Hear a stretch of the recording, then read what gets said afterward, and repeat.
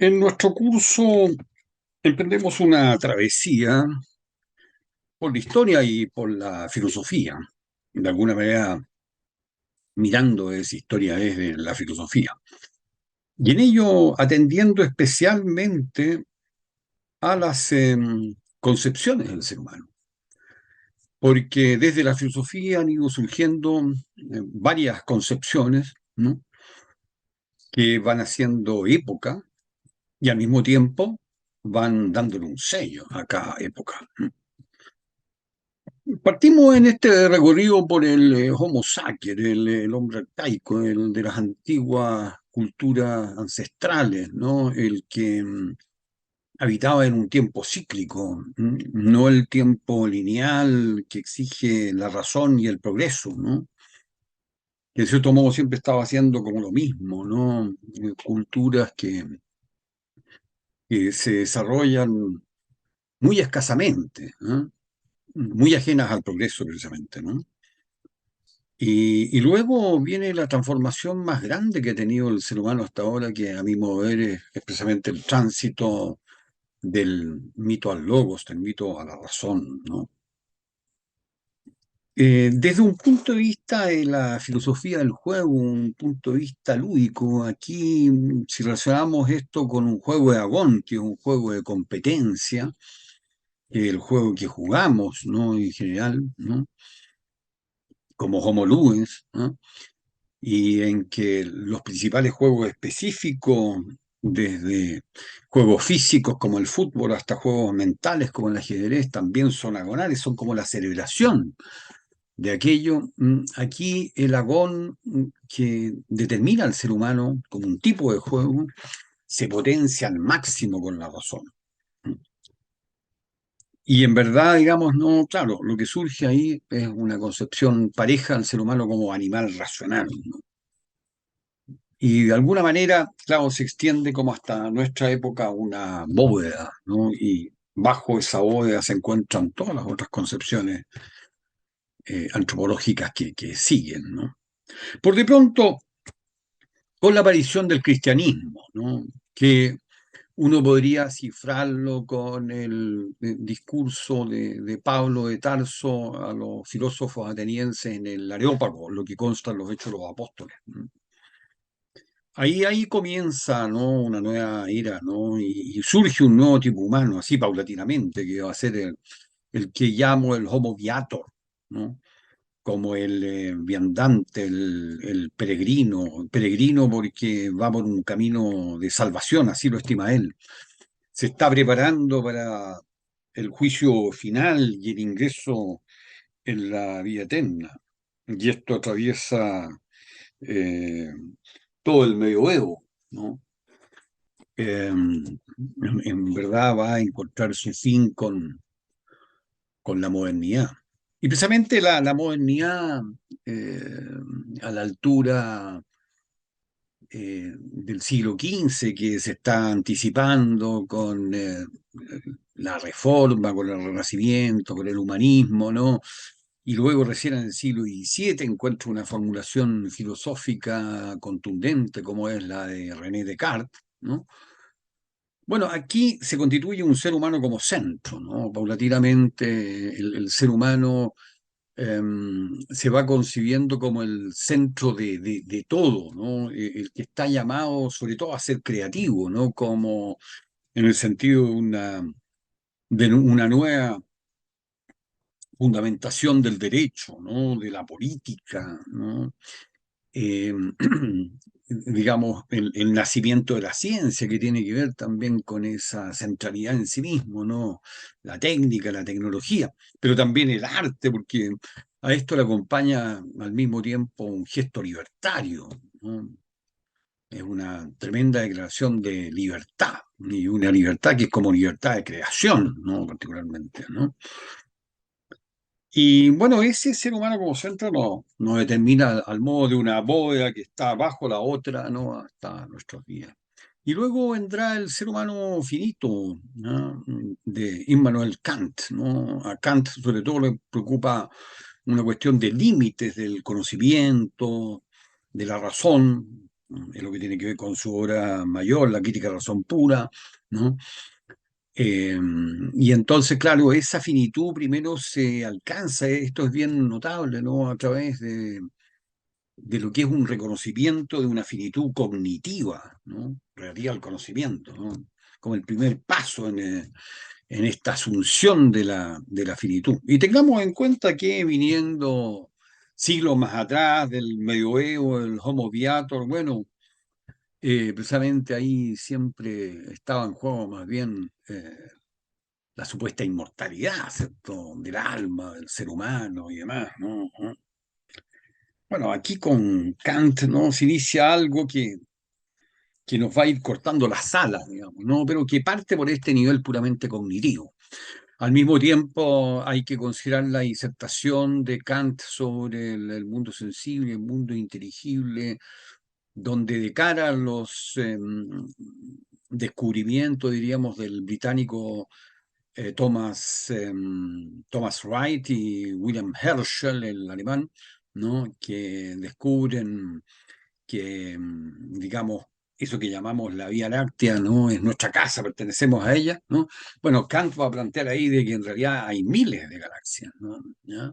Entonces eso también contribuye a reconocer nuestra finitud, y muy significativamente.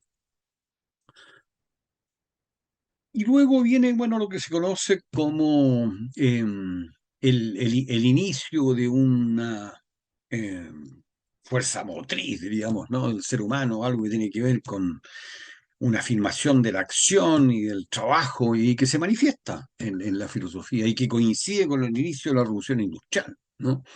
Y es lo que tiene que ver con Gottlieb Fichte, ¿no? Que sería como el fundador del ser humano activo, ¿no? Aquí se invierte la relación entre razón teórica y razón práctica en el sentido de que no se trataría más de que la teoría está sobre la praxis, ¿no? ¿Ah? Cumpliendo obviamente el papel de iluminarla, de orientarla, de justificarla y demás, sino que es la praxis, es la acción, es la razón práctica en la que le da una justificación a la razón teórica. ¿Por qué? Porque estamos aquí, nos dice Fichte, en este mundo para actuar, para transformar la sociedad y la naturaleza, ¿no? Um, Parejamente, Fichte es como el fundador también de otra concepción antropológica que me parece tremendamente relevante, que es la del sujeto universal, ¿no? En la formulación de Fichte, ¿no? Y remitiendo al yo pienso cartesiano, al ego cogito, el cogito ergo sum, si yo pienso, ello piensa por mí. Pero ese ello alude a un cosmos que se está desenvolviendo y que en ese desenvolvimiento de ser solo esencia, nos dice Fichte, pasa a ser esencia y conciencia a la vez. O sea, el cosmos que comienza a tomar conciencia acerca de sí mismo y eso ocurre a través del ser humano. Entonces, ese es el sujeto universal, ¿no? ¿No? Que es tremendamente relevante porque permite también como enfrentar así al ser humano como centro con su supuesta autonomía, su centralidad y demás, porque aquí estamos asumiendo que somos nada más que unos retoños del cosmos, pero sin embargo, siendo retoños estaríamos como en la cúspide o en una supuesta cúspide, tal vez por lo que conocemos hasta ahora, digamos, ¿no? De, del orden cósmico, ¿no? Llevando en cierto modo la evolución adelante con la conciencia, con el pensamiento, ¿ah? Y demás, ¿no? Esto constituye al mismo tiempo como un anticipo, ¿no? Del principio antrópico de la ciencia. Por ejemplo, la formulación de Stephen Hawking no se trata simplemente de que Newton, supongamos, ¿no? Formula la ley de gravitación universal, ¿no? Sino que es el cosmos el que se ha desenvuelto para que aparezca sobre su faz una mente como la de Newton y haga esta formulación. ¿Mm? Es muy impresionante esto, ¿no? Cuando uno lo piensa bien a fondo, ¿no? Si yo pienso, ello, el cosmos piensa por mí, pero también si yo siento, si yo veo, si yo escucho, si yo huelo, ¿no? Si yo degusto, ¿no? Si yo palpo, ¿no? En verdad, es el cosmos, porque somos estos retoños, ¿no? Al modo como de unas partículas más encima, por lo que sabemos hoy en día, unas partículas que van en una explosión, que es la explosión del Big Bang. ¿No? Y además a unas velocidades increíbles. ¿No? La velocidad del sistema solar dentro de la Vía Láctea es como 150 kilómetros por segundo, ¿no? Aparte de la velocidad del planeta y demás, ¿no? Bueno, todo esto al mismo tiempo relacionado con la finitud de Kant, ¿no? Se fijan, por otra parte, ¿no? Em, y luego viene el ser humano volitivo. Aquí se produce un quiebre con el racionalismo, ¿no? Y que lo inicia Schopenhauer, ¿no? Como principio metafísico, diríamos, ¿no? Entonces ahora el principio metafísico pasa a ser la voluntad. Es tremendamente disruptivo esto, disruptivo, ¿no? Ahí la obra mayor del mundo como voluntad y representación, ¿no? De Arthur Schopenhauer, ¿no? Pero con Schopenhauer no se trataría de que, y ahí está enfrentando el racionalismo hegeliano particularmente, ¿no? De que eh, el querer, y el querer así a nivel metafísico, como un querer del ser, diríamos, ¿no? ¿no? Es anterior al todo lo que tiene que ver con el pensar, con la razón, digamos, ¿no? Ante todo hay un querer originario, ¿no? Y que lo expresa como voluntad universal y que se individúa en voluntades de vivir particulares. Pero luego va a venir el otro gran gestor del ser humano volitivo, que es nada menos que Friedrich Nietzsche, digamos, ¿no? Que nos va a decir, apartándose de Schopenhauer, que no se trata de una voluntad de vivir que semeja, ¿no?, a algo muy plano, porque queda como a nivel de un mero sobrevivir, sino que se trata de una voluntad, de un plus, de un más, de un querer más, la voluntad de poder, ¿no? Bueno, y luego viene el ser humano circular, singular, singular. El ser humano singular de Søren Kierkegaard, del filósofo danés, ¿no? Bajo la influencia de Kierkegaard, un Miguel de Unamuno nos va a hablar del hombre de carne y hueso, que es cada cual. Bueno, ese es el ser humano singular, que tiene una tremenda potencia también, en el sentido de que hasta la filosofía comienza a ser entendida, eso lo va a hacer después Jaspers, Karl Jaspers, bajo la influencia de Kierkegaard, hasta la propia filosofía comienza a ser entendida como que el filosofar es siempre desde cada cual, ¿no? Jaspers nos va a decir, la filosofía no está en las estanterías, en las bibliotecas, no está en ti, ¿no? No hay filosofía si no filosofas tú. Si no filosofas tú, no hay filosofía, ¿no? No es que la filosofía esté en los departamentos, de las facultades, en las universidades, no. Está en ti, únicamente en la medida que está en ti y se desenvuelve es que hay filosofía. Bueno, y aquí, claro, ¿qué es lo que está enfrentando Kierkegaard, ¿no?, a las concepciones antropológicas tradicionales, digamos, ¿no?, que nos hablan de un supuesto universal, ¿no? Y que inevitablemente es como abstracto, lo humano, la humanidad, ¿no? Pero nunca es cada cual, ¿no? ¿Cierto? Bueno, tal vez bajo una lejana influencia de esto, o a lo mejor más cercana a lo que uno supone, un Ortega y Gasset nos va a hablar, digamos, ¿no?, de que la realidad radical es tu vida, ¿no? Si tú te preguntas filosóficamente por la realidad y la ficción, ser y no ser, o las preguntas que te hagas, ¿no? En verdad, para filosofar precisamente tiene que partir porque la realidad radical es tu vida, ¿no? Ya, bueno. Luego, que tiene también una potencia extraordinaria, ¿ya?, que es el ser humano como posibilidad y proyección, de Karl Jaspers y Martin Heidegger, ¿ya? Karl Jaspers poniendo un énfasis en la posibilidad, el poder ser, y Heidegger sumando a ello la proyección, ¿ya? Entonces, esto la verdad es que remueve muchísimo también, ¿no? Me estoy refiriendo a que lo remueve a uno cuando uno lo conoce, ¿no? Asumir que estás transido por la posibilidad que tu ser está siempre por hacerse, ¿ya? Que eres poder ser, ¿no? Que no hay propiamente una naturaleza o una sustancia tuya, ¿no? Sino que tu ser es posibilidad, ¿no? ¿Ya? Bueno, y luego un ser humano actual, ¿no? Con apoyo especialmente del filósofo francés Paul Ricoeur, un homo labilis, lábil, frágil, eh, débil, nos va a decir Gianni Vattimo, por ejemplo, en esa misma línea, ¿no? El sujeto débil de Gianni Vattimo, ¿no? Eh, y Paul Ricoeur remite en esto al mito platónico de las almas aladas expresado, relatado en el Fed, ¿no? ¿Cierto? Está el luz, el auriga, la razón que nos conduce en este carro de guerra tirado por caballos, ¿ah? Eh, en buenas cuentas diríamos como por Pegasos, a pesar de que, claro, es nada más que una metáfora, un símil, ¿no? ¿Ya?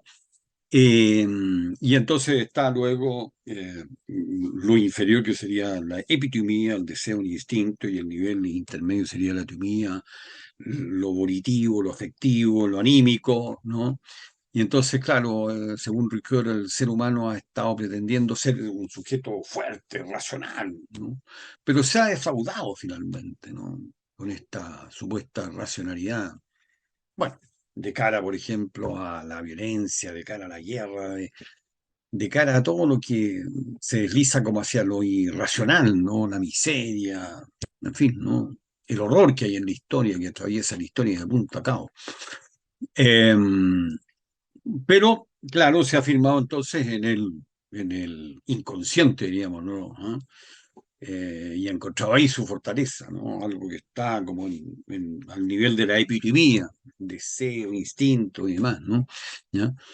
Y ahí ha supuesto ser un sujeto fuerte por ese lado, ¿no? Y claro, tiene que ver esto con Nietzsche, tiene que ver con Freud, con Lacan, con el psicoanálisis, en fin, bueno, pero también se ha defraudado. Entonces aquí se trata de un acto de sinceramiento que me parece muy bello para esta época, ¿no? Que reconozcamos nuestra fragilidad y también nuestra fragilidad, ¿no? En el sentido de no poder darle una solución mínimamente adecuada a unos tamaños problemas en el siglo XXI que nos afectan como calentamiento global, terrorismo, miseria, ¿no? Em, incluso hasta podríamos decir salud, ¿no? ¿Ya? Muy especialmente el estado de la salud en el mundo también es tan deplorable, ¿no? ¿Ya? Eh, y no somos capaces de corregir ninguna de estas situaciones. Entonces, también por eso la fragilidad que nos es consustancial. Y finalmente, en esta travesía que haremos, bueno, la apuesta por un ser humano futuro, así como, no sé, algo esperanzador, pero que puede ser nada más que un sueño, o en el mejor de los casos, un ideal que nos pueda orientar y ojalá hacerse realidad alguna vez, ¿no? Un ser humano consciente, ¿no? Como que de cara a la crisis actual, ¿no? Las soluciones son parcialmente tecnológicas, no quiero decir que no lo sean, pero la tecnología, aunque sea tecnología blanda y todo lo demás, no es suficiente, ¿no? Aquí se trata de lo más radical que tiene que cambiar la conciencia en términos de apertura a todo lo que hay, ¿ya? Y en términos también de orientación que nos permite la conciencia. Por lo tanto, como digo, un ser humano consciente futuro.